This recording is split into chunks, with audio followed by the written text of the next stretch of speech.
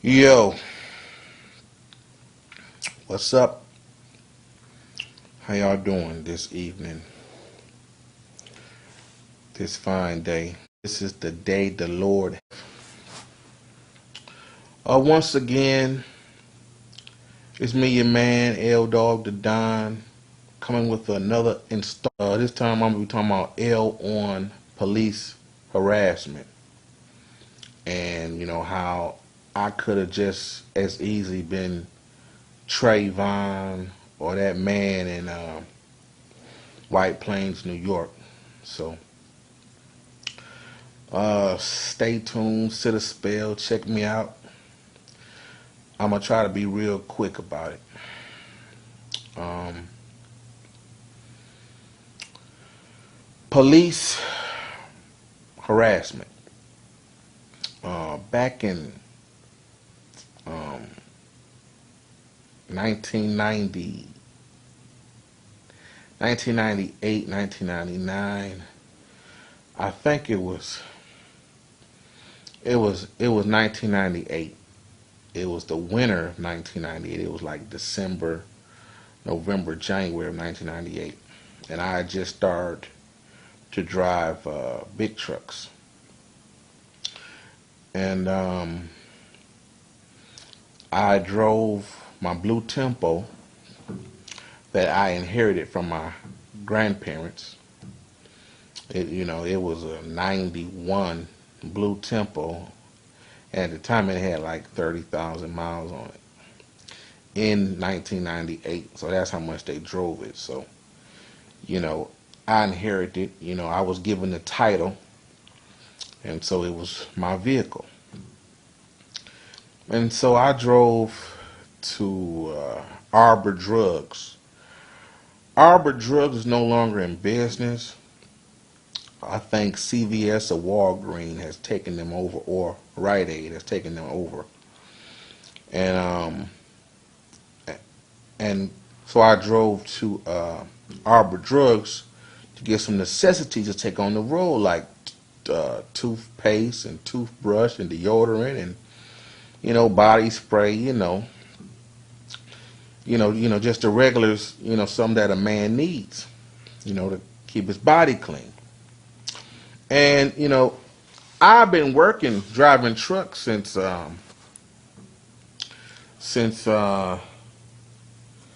been driving trucks since June, July, April, May, June, July, August, October, September. I've been driving trucks since September, November, in training. You know, I was earning a check. It wasn't a big check because I was a trainee, but I was earning a check. And so, not paying no rent, not paying no car note, not paying for nothing. I was living with my grandmother. And, we had the whole house to ourselves and everything. And, she took care of everything, groceries or whatever. So I can't remember how I was, 98. I was 24, 25, something like that. Yes. 24, 25, 26, something like that. And so I drive down Grand River. I stay off Grand River. And so I drive down Grand River out of Detroit into Redford Township. And I cross over Beach Daily Road. And, there's a strip mall. Cross Beach Daily Road past Star Hickey Ford. And I turn left up in the strip mall strip mall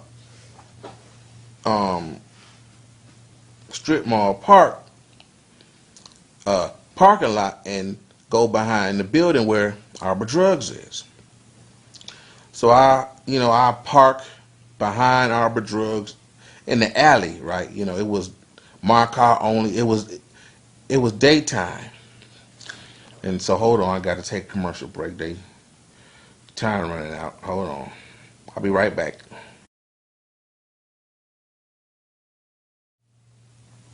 So, I park, go in the store, and get my I get my necessities. And I come out the store, and I'm like, la-di-da-di-do, not a care in the world. And I had like 300, 400, could have been $500 in my pocket. And I was dressed in all black. I had a black winter bubble coat on. It was a jacket, waist length. It was reversible. It was platinum on the inside, black on the outside. I had on a black Adidas hat, some black Guess jeans, and some black, white, and gold triple thread Adidas, and a T-shirt on under that. It was a purple family reunion T-shirt that I had on. I think it was purple. Or that could have been black, the black and gold series. So I go to the counter, pay for my stuff, and la di da di da da. Walk out the store, put my bags in the car. I put them in the back seat, and I'm taking the basket back to the store, back up to the store. And a police officer walks up. A young police officer walks up, and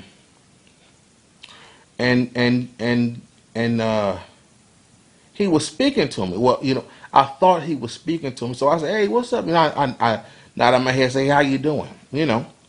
Taking the basket back to the store. And he stopped me and said that he told me that I need you to come with me back into the store. And so I said, "Well, what for?" Um, and then he said, "Well, the ladies at the cash register said you were shoplifting, you stole something." I said, "What?" I said, "I ain't stole nothing, man, and I ain't going back up in the store." And so he said, "Well, I'm going to need you to go back in the store so we can check the video." I said, "I'll wait outside while you check the video, but I'm not going back up into the store." And so he said, so I walked back over to the car, and he followed me back over to the car, and said, we need to go back into the store." I said, "I'm not going back into the store. I'm telling you the truth. I'll wait right here while you go back in the store and check the video. I ain't stole nothing." And so he said, "Well, I'm going to need to search you." I said, "No, you can't search me." And then so, we stood there going back and forth about going to the store getting searched. And so by that time he had a hold of my arm, and he was on his shoulder walkie-talkie calling for backup. And so he tried to turn me around with one arm, and I resisted. I put my arm down and wouldn't let him turn me around to face the car. And then so he said, "Well, I'm gonna have to." I said, "No, don't search me." And then so I don't know. His supervisor, his sergeant, pulled up, and he was feeling my coat, and then he searched me, and he put his hands down in my by my genitals, and I didn't have no underwear because I just ran out the house to go to the store. And I said, "You just want to feel on my private part, But I said the DICK. I called him a fag, and I told him that them girls behind the counter gonna get you fucked up. And he was like, "Well, whatever." And then so he finished searching me, and then he searched my bags, like my bags gonna tell the story of something getting stole. And then so what happened after that? So after we had them words, the supervisor was there, and hold on, I gotta take another commercial. So after his supervisor um, showed up, the situation was over, and he was going back to his car, and they checked my license or whatever, wrote my name down. They wrote my name down or something, and and damn. Then so the young, you know, he looked like a rookie. He was just that young white police officer, and his supervisor, his staff sergeant, whoever showed up, and after he gave my license back, his supervisor was like, "We through playing with you," and they drove off. But they drove off. I told them the same thing. I told them I'm through playing with y'all, and they drove off. And it took me a long time to understand why they did that. You know what I'm saying? And I talked with some people, and they told me it was they was racist, and I was like, is that what that's about, racist? I'm like, man, these some stupid ass police. And so, I came home and I told my mother, because I know she knows some lawyers, and I was gonna change Arbor Drugs to Lou Arbor Drugs. When I know I got a case. I know I'm gonna get some money. I know, and I'll call my mother, thinking my mother gonna be in my corner. She told me, what you doing out there in Redford or wherever I was anyway. Now, Arbor Drugs ain't nothing but like 5 miles from the house. You cross Telegraph, go down Green River, cross Telegraph, cross Beach Daily, and it's right there. So it's not that far, but I will go out there to avoid. I'm thinking I'm trying to avoid trouble. Rite Aid people don't keep their shelves stocked. Back in the day they did. Them girls around here, they get attitude so quick. So I'm thinking I'm going out there, just to avoid trouble, mind my business, and get harassed by the police. And I was just really livid about, and it took me years to understand why they did that. I did not understand that they was racist, prejudiced people. Cause I know I ain't stole nothing. I told him I got a pocket full. I don't steal no Arbor Drift. I'm gonna take a lot of money. I don't do don't no petty stuff like that. So I was insulted that he thought that I got a shoplift. So and they drove off, and I came home, and so but people tell me my temper and my mouth dealing with authority, you know, I need to be careful. But my thing is, if I ain't done nothing, I ain't got nothing to be careful about. If you're respectful, I'll be respectful. If you not respectful and I ain't done nothing, I ain't done a damn thing, I'm going to be like, F you. You know what I'm saying? So, and and so that was that. I never, followed up with I should have called my lawyer, but I'm thinking my mama gon', she see the value in me getting harassed by the police, and her response was, you shouldn't have been out there. I was like, this is America. I go anywhere I want to go. This is a free country. Ain't no borders or nothing that, say you can't go here and shop. That's crazy. But that's how she think, she a little prejudiced. She don't like Dearborn, Royal Oak, Southfield. She don't like the suburbs, so. But I'll take another commercial. I'll be right back. Rough.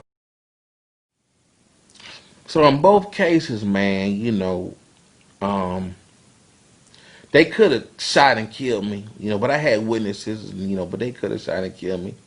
But I just feel like, if I ain't done nothing and I'm minding my business and obeying the law, that the police don't have the right to be respected. And I think that's why they backed off, because they knew they was wrong. In both cases, they tell me that ain't no, we working men. We ain't slinging. I said we ain't slinging crack out this motherfucker. I ain't selling drugs out this truck. And so man, I was just really upset. So, but don't be like me. And I learned to, like, my grandmother used to tell me that I need to govern my temper.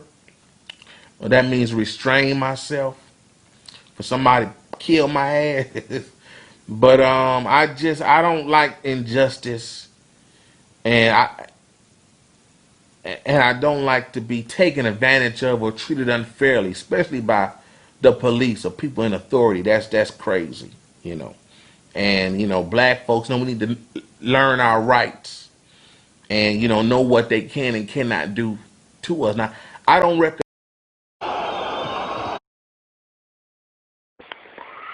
Y'all should always be respectful and don't cuss the police, and just stay out of trouble. So that's it. That's my time. Thanks for watching. Thanks for letting me share. Rough Dog TV L on police harassment and brutality. Watch your back. Peace. Yo, this me, your boy, your man, your mans and them, L Dog, the Don. I just wanted to do a quick follow up on Rough Dog TV's L on police harassment. You know, um, don't get me wrong. I'm not a hothead, and I wasn't asking for trouble, or I wasn't trying to provoke the police to get me or hit me. I was just completely innocent. As far as the Redford police is concerned, um, I was completely innocent. I, I hadn't done anything, and I was watching an episode of the first 48. That's that uh, reality um, homicide detective police show where they find a dead body and they have the first 48 to find out who done it, or get clues. And when they bring suspects in for interrogation, you know they give they gave uh some tidbits on what to look for in a guilty person. And they said that a person that was acting like me when wrongly falsely accused is innocent. More than likely they're innocent. But a person that's laying, putting their head down, sleeping in the interrogation room, or just whatever, is more than likely guilty. And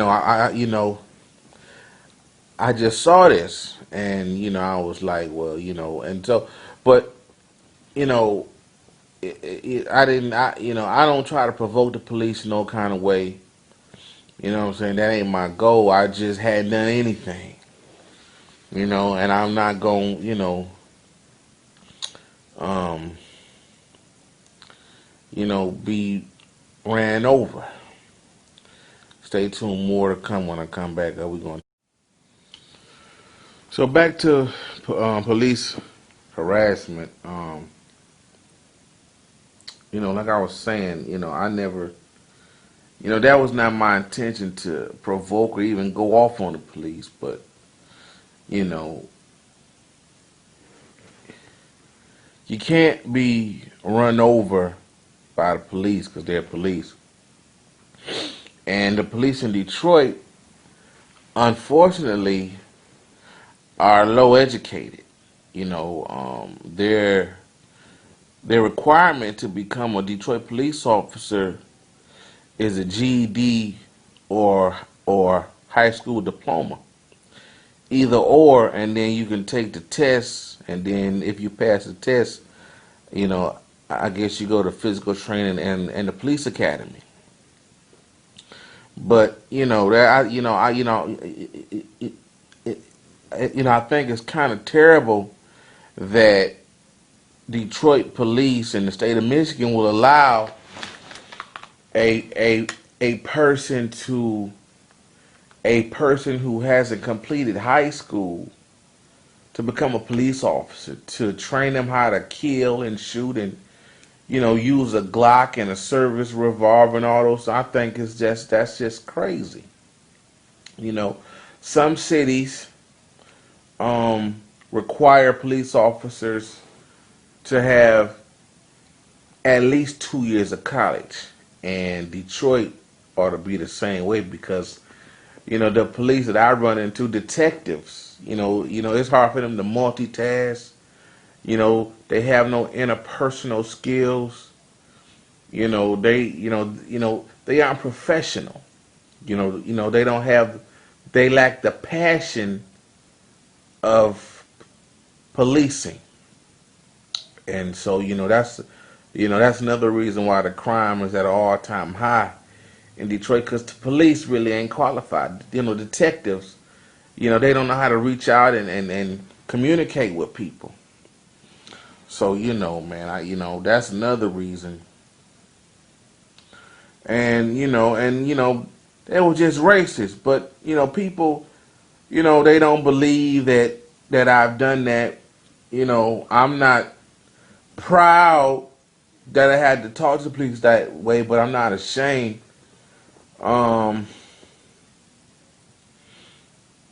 You just can't be run over. And because now that I think about it, if I would have went back in that store, they would have probably tried to put the handcuffs on me and send me to jail, all on a lie. Some trumped up shoplifting charges. So we can't live in fear of the police or other people in that type of authority. That's crazy.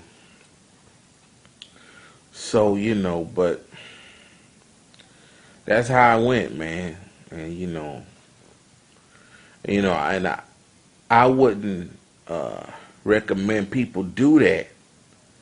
But I just, I wasn't a hothead. I just did not appreciate the police playing with me like that. That's crazy. So, man, that's my time. I'm just following up.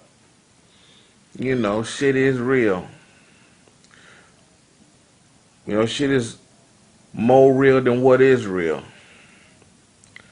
So, got that from CL Smooth. So I'm out.